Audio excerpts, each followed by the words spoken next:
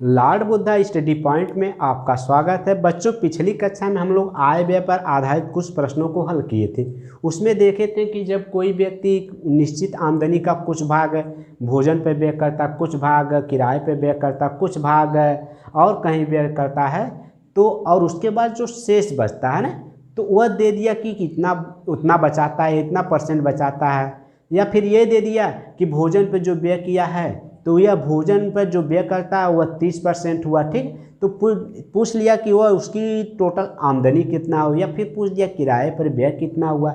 इस तरह से हम प्रश्नों को पिछली कक्षा में देखे थे। लेकिन आज हम लोग ये देखेंगे कि कोई भी व्यक्ति हो, अगर वह आमदनी का 100% है, 100% का 20% भोजन पर व्यय करता है, अब उसके बाद जो 80% बचा, वह 80% मान लीजिए 80% का 30%, शेष का 30% क्या करता है, किराए पे व्यय करता है। जब 80 का 30% किराए पे व्यय करता है, इसका मतलब 70% बचा। अब फिर दे दिया कि मान लीजिए कि वह क्या करता है, यात्रा पर 45% यात्रा पर व्यय कर देता है, तो कितनी आमदनी बचाता है ना। ऐसे एक अपनी एक श्रृंखला के रूप में खर्च करता है। तो हम ऐसे प्रश्नों को हल कैसे करेंगे, आइए देखते हैं।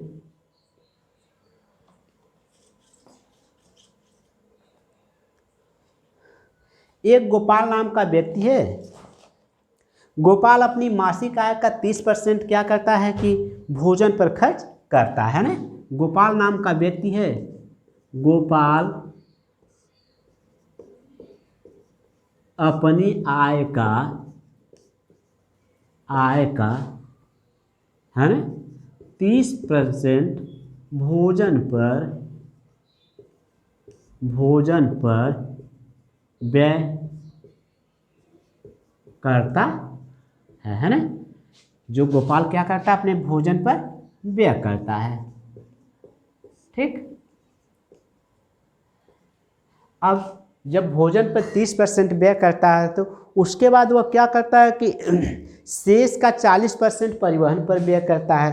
तो जब इतना भोजन पर व्यय करता है, तो हम लोग ये ध्यान देंगे कि शेष पर, या पूरे पर नहीं, शेष पर क्या कर रहा है कि शेष पर वह 40% परिवहन पर खर्च करता है। शेष का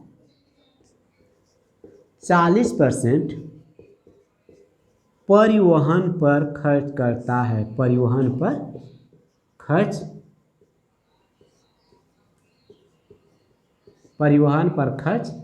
करता है। क्या करता है, 40% परिवहन पर खर्च करता है, और यह शेष का 40% वो क्या करता है, शेष का 50% बचाता है। वह शेष का 50% बचाता है ना।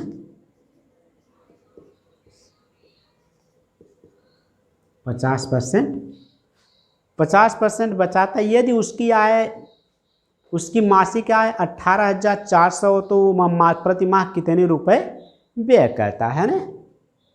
कह रहा है कि यदि उसकी मासिक आय कितना हो, 18,400 रुपये है ना। 18,400 रुपये हो तो ठीक, अगर वह क्या करता है कि उसकी अगर मासिक आय 18,400 रुपये है, ठीक है, तो वह कुल कितना व्यय करता है ना। तो 18 उसकी मासिक आय कितना हो, शेष का 50% बचाता है, और उसकी मासिक आय कितना 18,400 है, तो वह कितना बचाता है, मान लीजिए वह कितना बचाता है।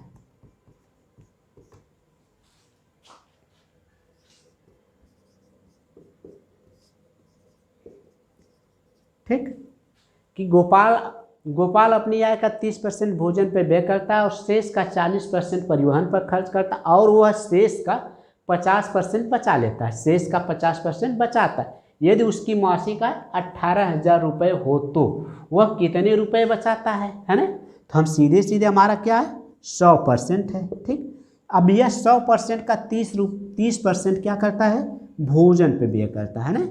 30% किस पर व्यय करता है भोजन पर व्यय करता है। अब यह 70% बच गया है ना। अब यह 70% उसका शेष बचा है। अब यह जब शेष 70% बचा तो यह 70% का क्या करता है कि वह 40% परिवहन पर खर्च करता है ना। 40% परिवहन पर खर्च करता है, परिवहन है ना। जब 40% परिवहन पर खर्च करता है, शेष का 50% क्या करता है, जब ये बचा कितना 60%।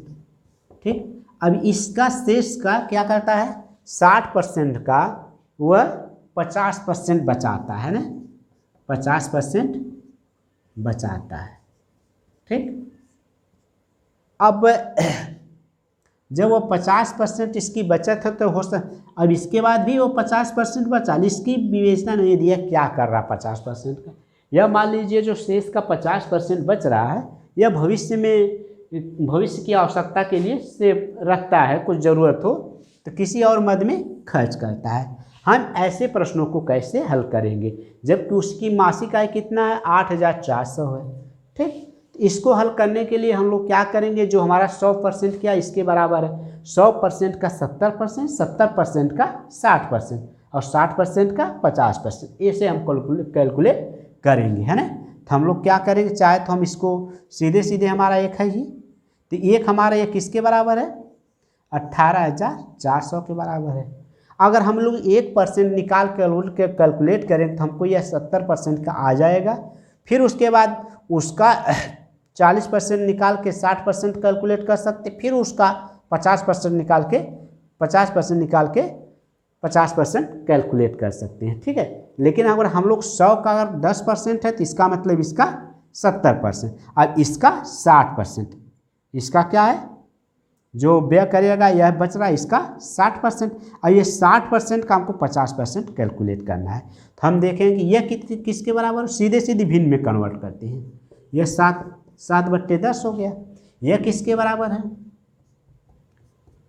20 तिहाई 60, 20 बच्चे 100 ये हो गया। यह किसके बराबर है, यह 1/2 के बराबर है ना। तो हम लोग सीधे सीधे जब यह इसकी क्या तो हम सीधे लिख देंगे वह कितना रुपया बचत है करता है ना। तो गोपाल की मासिक बचत, गोपाल की मासिक बचत है ना।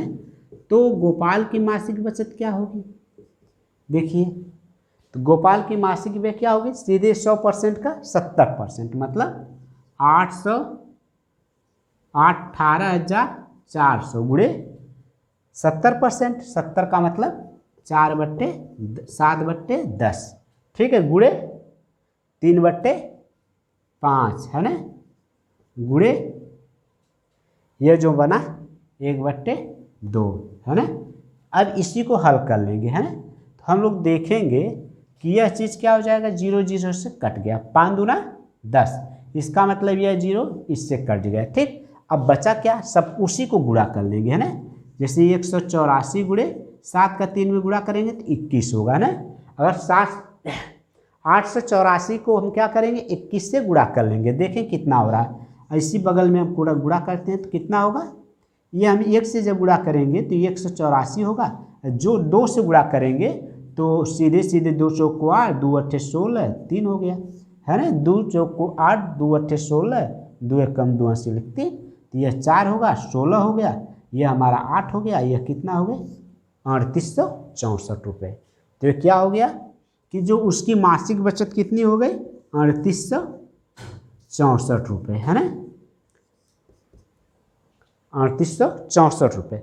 ऐसे प्रश्नों को हम लोग इस तरह से हल करते हैं ना कि पहले क्या करेंगे, हमारा एक वृक्ष के रूप में यह श्रृंखला के रूप में खर्च हो, पहले हम कुछ खर्च किए, फिर शेष का खर्च परिवहन पर खर्च किए, फिर शेष का खर्च किए, इस तरह से प्रश्नों को देता है ना। तो अब इसी तरह हम लोग और प्रश्नों की बात करते हैं ना। मान लीजिए इसको अब देखिए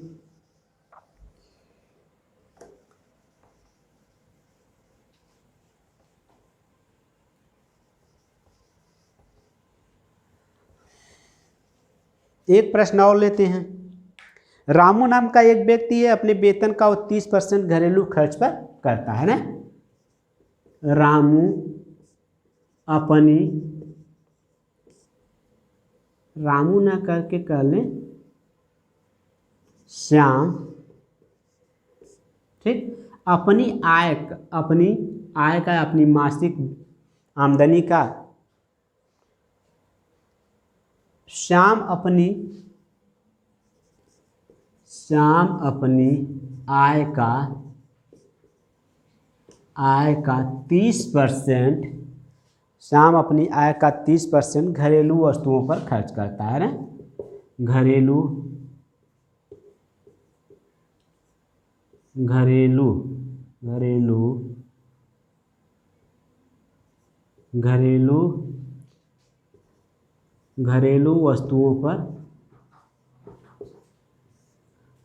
वस्तुओं पर व्यय करता है ना। तो क्या करता है, 30% जो घरेलू वस्तुएं हैं उस पर व्यय करता है, ठीक। अब जब घरेलू पर व्यय किया, उसके बाद शेष वेतन का 25% या शेष आय का जो है 25% शिक्षा और यातायात पर खर्च करता है।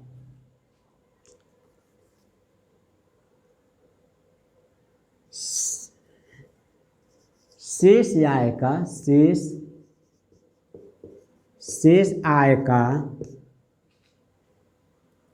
30%, मतलब जो शेष आय हुई, ये 30% तो घरेलू पर खर्च करता है। फिर शेष आय का जो 25% क्या करता है, यात्रा पर व्यय करता है, परिवहन पर खर्च करता है, चाहे 25% यात्रा पर व्यय करता है। फिर व्यय करता है ना, जब 30% यात्रा पर व्यय करता है।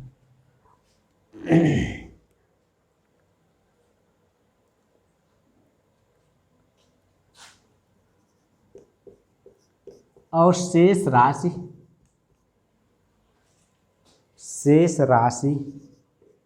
जो उसकी शेष राशि जो हुई, वो शेष राशि को क्या करता है, 5250 को बैंक में खाते में जमा कर ले। शेष राशि 5250 रुपये को बैंक में जमा करता है, बैंक में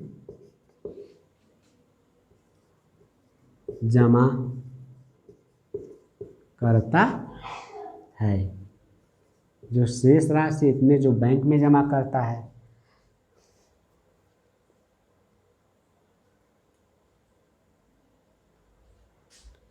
तो घरेलू वस्तुओं को कितना खर्च करता, तो वह घरेलू वस्तुओं पर कितना खर्च करता है ना। घरेलू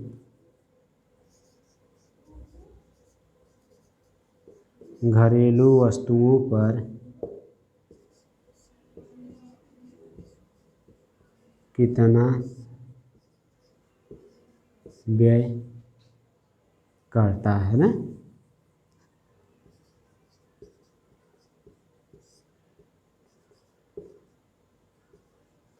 घरेलू वस्तुओं पर कितना व्यय करता है ना। देखिए ऐसे प्रश्न को हम लोग कैसे हल करते हैं।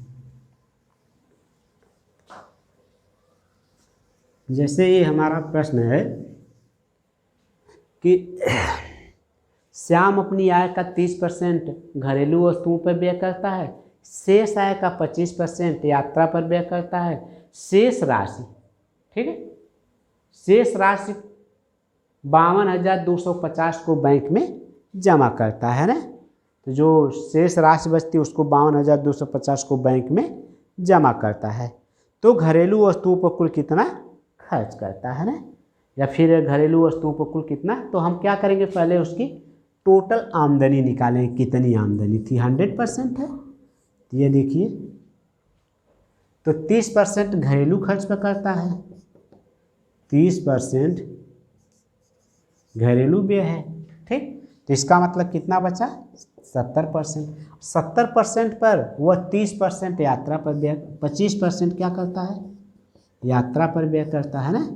यात्रा पर व्यय करता है। ठीक, जब यात्रा पर व्यय करता है इसका मतलब बचा कितना, 75% बच गया। कह रहा है कि वह 75% बच गया और वह शेष राशि जो बच रही है उसको क्या करता है, बैंक में जमा कर देता है ना। तो इसका मतलब शेष राशि यह 75% है, लेकिन वो क्या है, 100 का 70%, 70 का 75%, उसका 100% है ना। तो इसका मतलब ये हुआ कि जो आमदनी इसकी कितना है वह 1 होगी। यह सीधे सीधे भिन्न बनाएंगे कितना होगा, 1/7/10। इसको बनाएंगे कितना होगा, इतना हो जाएगी, है ना। और हमारा दिया कितना है, कह रहा है कि 1 गुणे हमारी टोटल आमदनी 1 है, 1 का 70, 7/10, ठीक है। इसका 3/4 कितना होगा, सीधे सीधे 52,550 है ना, इतना रुपए हो गए। अब इसी को हल करेंगे और 1 का मान कैलकुलेट करेंगे तो हमारा क्या आ जाएगा, टोटल आमदनी आ जाएगी।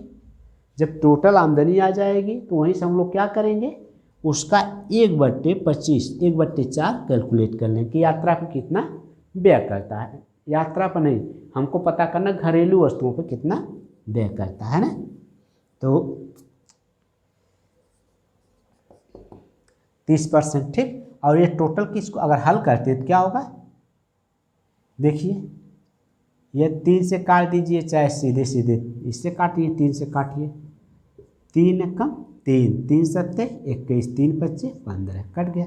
और इसको 7 से काटिए, 7 दूना 14, 7 पच्चे 35, ठीक, इतना हो गए। अब इसको चाहे तो हम लोग क्या कर सकते हैं, 50 गुणे 4 गुणे 10, है ना। अब इसको गुणा करते हैं तो यही टोटल आमदनी होगी। तो यह 2 जीरो बढ़ गया, 4 25, 20 की जीरो हासिल 2, 4 चौक को 16, 2 18, उसकी टोटल आमदनी कितना हो गई, 18,000। तो घरेलू खर्च पे कितना किया खर्च, 30%। 30% को अगर हम लोग भिन्न में बदले तो क्या हो जाएगा, 3/10, है ना। जब 3/10 होगा इसका मतलब कि 1800 का कितना हो गया, 3/10 हो गया। तो वह घरेलू खर्च पर कितना किया, 3/10। तो ये सीधे सीधे क्या हो जाएगा, 1800 गुणे 3/10। अब इसी को हल कर लेंगे तो ये हमारा कट जाएगा, 18 तियाँ 54, ठीक है, 3/24, 3, ठीक। और 2 जीरो क्या करेंगे, बढ़ा लेंगे। तो इस तरह से टोटल आमदनी कितना उसकी, कितना घरेलू वस्तुओं पर खर्च करता है, 5,400 रुपये, है ना।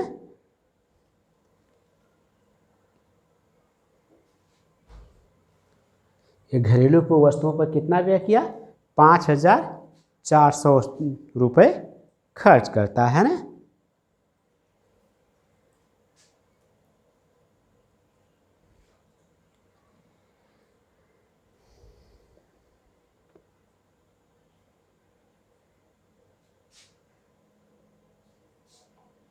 श्याम अपनी आय का 30% घरेलू वस्तुओं पर व्यय करता है और शेष का 25%। तो 30% अगर घरेलू पर खर्च करता है तो शेष आय का शेष का 25% यात्रा पर व्यय करता है, ठीक है। और शेष राशि जो बच रही उसकी 5,250 रुपये को बैंक में जमा करता है। तो घरेलू वस्तुओं पर कितना व्यय करता है ना। तो हम इसको इसी तरह हल कर लेंगे। देखिए यह हमारा क्या, टोटल राशि 100%, इसका मतलब 1%, 1 का 7/10, 7/10 का 3/4, तो 1 गुणे 7/10 गुणे 3/4, यह किसके बराबर हो गया, 5,250 के। अब इसी को हल कर लेंगे तो जो आंसर आ जाए, ठीक है। देखिए 3 पच्चे 15 हो गया, 2 बचा, तो हम कितना, 1 मिनट सॉरी यहाँ गलती हो गई, 3 पच्चे 15 हो गया और बच गया हमारा 2, तो यह हो गया कितना, 25 और 3/24, है ना, 3/24, गलती हो रही क्या कहीं,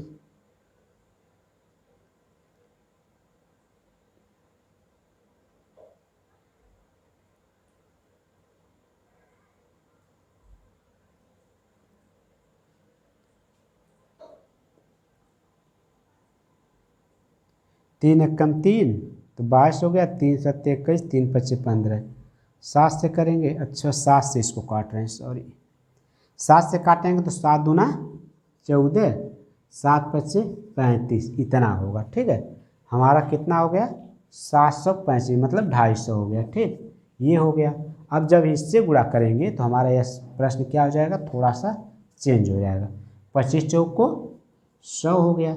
ठीक है, ये 2 जीरो बढ़ गया तो सीधे सीधे इसकी आमदनी कितना हो गई, 10,000 रुपये हो गई। ठीक, अब क्या करना है कि हमको इसी 10,000 का 3% की वो क्या करता है, वह 30% घरेलू खर्च पर व्यय करता है। 3%, 3/10 निकाल लेंगे, है ना, यही 30% है।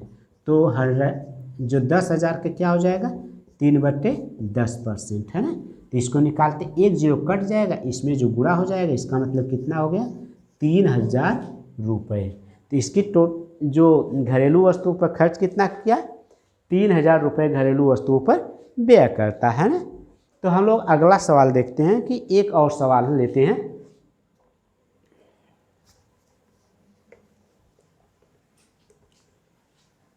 इस तरह से हम लोग बहुत सवालों को किताब में देखेंगे और हल करने की कोशिश करेंगे, है ना। जैसे कोई आदमी है, फिर मैं ही कह लूँ कि मेरी आय कितना है, मेरी आय 20,000 रुपये, है ना। मेरी आय अगर 20,000 रुपये है और मैंने इसमें से 80% खर्च कर दिए,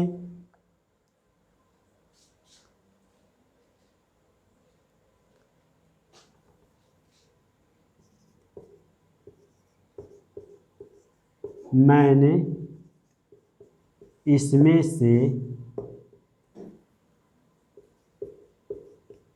80% खर्च कर दिए, है ना, कर दिए, 80% खर्च कर दिए। यदि अगर मान लीजिए कि मैंने 80% खर्च कर दिया तो बचा कितना, 20% बचा। अगर यदि जब मेरी आय 20% और बढ़ गई तो मैंने क्या किया, 5,000 और अधिक खर्च कर दिए। ठीक है, जब अब यह 20,000 थी, जब मेरी आय क्या हो गई, 20% बढ़ गई ना। जब मेरी आय 20% बढ़ गई तो मैंने क्या किया, मैंने 5,000 रुपये और खर्च कर दिए, मैंने 5,000 रुपये और खर्च कर दिए।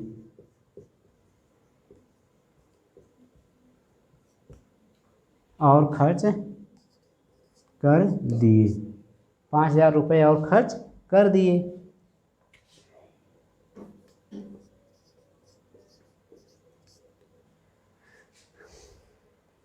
तो वृद्धि के उपरांत, ठीक है, मेरी बचत का 20% क्या होगा, है ना। अगर इतना खर्च कर दिए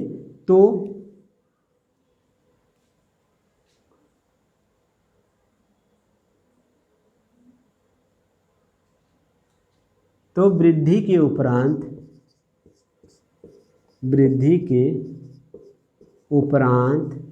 है ना, वृद्धि के उपरांत जब वृद्धि हो गई, मेरी आय हो गई, वृद्धि हो गई, तो इसका मतलब मैंने 5,000 और खर्च कर दिए, तो इसका मतलब मेरे बचत में कितने % की वृद्धि हो गई, है ना। उपरांत मेरी बचत कितने % बढ़ गई, कितने प्रतिशत बढ़ गई, है ना। ऐसे सवालों को हम लोग क्या करेंगे, थोड़ा सोच के इत्मीनान से लगाने की कोशिश करेंगे, है ना। तो देखते हैं, आइए देखें यह सवाल कैसे हल करते हैं।